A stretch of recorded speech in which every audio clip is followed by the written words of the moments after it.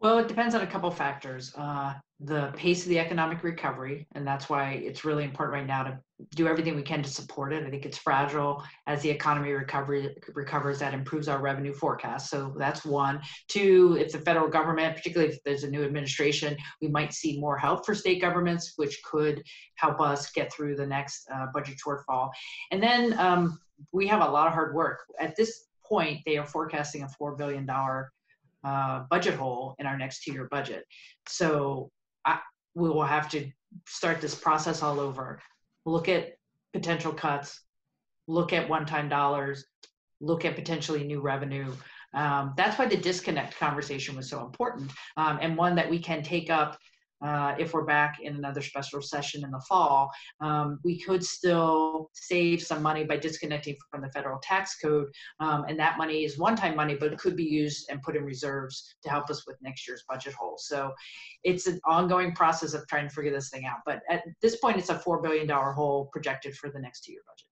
I noticed that the next state economic revenue forecast is September 23rd, which, if you're contemplating a special session, that's awfully late, given that obviously we're getting into campaign season.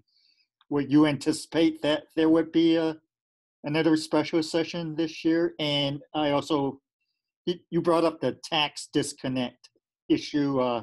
What's happening, if anything, with any liability that might involve the legislature? Well, the forecast is in September. We do have previously scheduled legislative committee days in September. I think they're around the same time. If we were to have another special session, I think it was a high likelihood we would schedule it over the next those legislative days in September, because members already have them on the calendar and it is around the forecast. I'm not sure we need to come back and do anything else in the budget right now. I think we don't have to get, if, for example, there's another forecast that has us down, we do have 100 million in the ending balance, we have 200 million in the emergency fund. We don't have, I think we could go into the 21 session without doing anything significant on the budget again. So, however, we have some outstanding policy issues. We have to continue to work on how to protect workers through the workers' comp system. We have had a work group working on immunity, which has covered a variety of topics. That was not ready for the session. The disconnect is something that, from a budget perspective, from a fiscal protection standpoint, we should take up.